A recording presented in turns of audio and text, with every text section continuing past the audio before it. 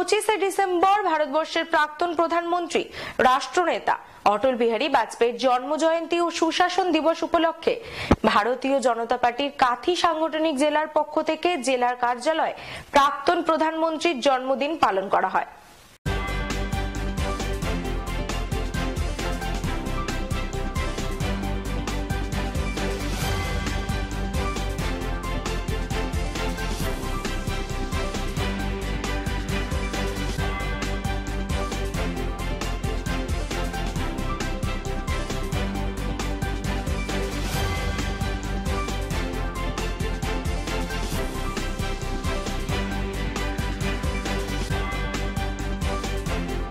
ভারতবর্ষের প্রথম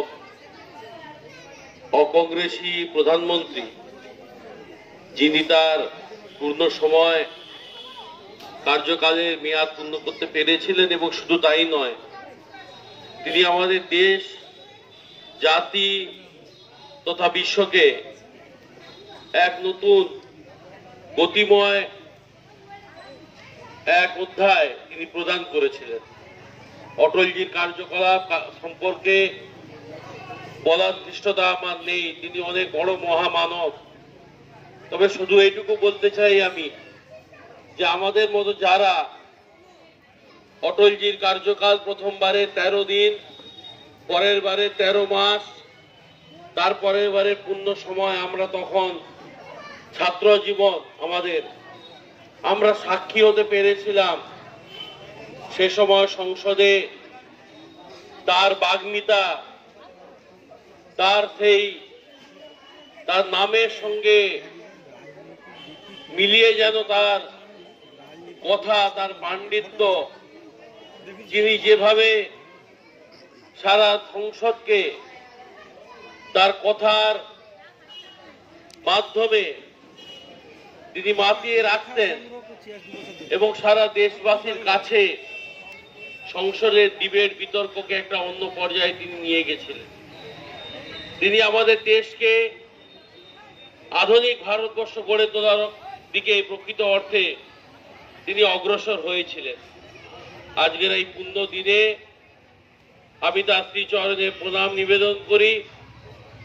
আজকে তার 100তম জন্মদিবস, তার আত্মার শান্তি কামনা করি, এবং আজকে আমরা তার উত্তরসূরি, তার প্রকৃত শিষ্য নরেন্দ্র দামোদর দাস মোদীজির হাত ধরে তার অধরা কাজ আমরা সম্পন্ন করার দিকে ভারতবাসী হিসাবে এগাতে পারছি।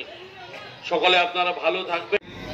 অন্যতম কৃতি প্রধানমন্ত্রী অটল বিহারী বাজপেয়ীজিকে তার পূর্ণ জন্মদিনে 1924-এর 25শে ডিসেম্বর তিনি জন্মগ্রহণ করেছিলেন গোয়ালিয়রে।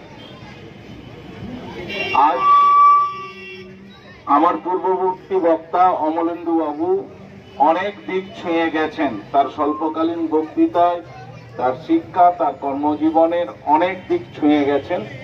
আমি শুধু দু একটা কথা বলবো, যে একটি মানুষ যিনি কতটা শ্রদ্ধা আদায় করে নিয়েছেন রাজনীতিতে, তার প্রমাণ যে তিনি যখন বিরোধী পক্ষের আসীন রাষ্ট্রসংঘে প্রতিনিধি দলের নেতৃত্ব দেওয়ার জন্য তাকে সরকার নির্বাচিত করে পাঠিয়েছিলেন, যিনি তখন ছিলেন বিরোধী দলের নেতা।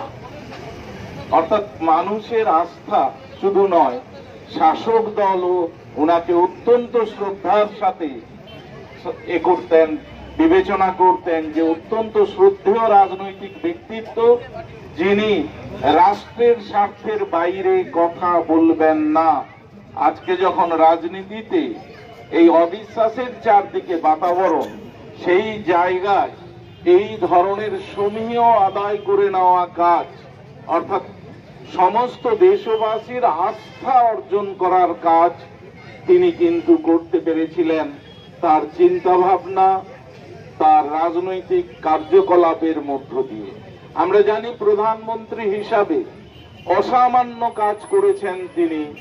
আমাদের দেশের যোগাযোগ ব্যবস্থা, সড়ক ব্যবস্থার অভূতপূর্ণ উন্নতি ঘটিয়ে গড়লেন সোনালী চতুর্ভুজ যোজনা, একটা অভূতপূর্ব উন্নতি তার আমলে ঘটেছিল, যার ফল আমরা এখন পাচ্ছি। হয়তো সময় অভাব, পরিণত বয়সে আসার জন্য তিনি আরেকটি পরিকল্পনা রূপায়ণ করে যেতে পারেননি, যেটি তার স্বপ্নের প্রকল্প ছিল, যে দেশের নদীগুলোকে একটা ব্যবস্থার ভেতরে নিয়ে আসা, ভারতের জল যেন আমাদের সংকটে ভুগতে না হয়, সেই কাজটা তিনি সম্পূর্ণ করে যেতে পারেননি। তবু এই মানুষটিকে আজকে আমরা শ্রদ্ধার সাথে স্মরণ করব।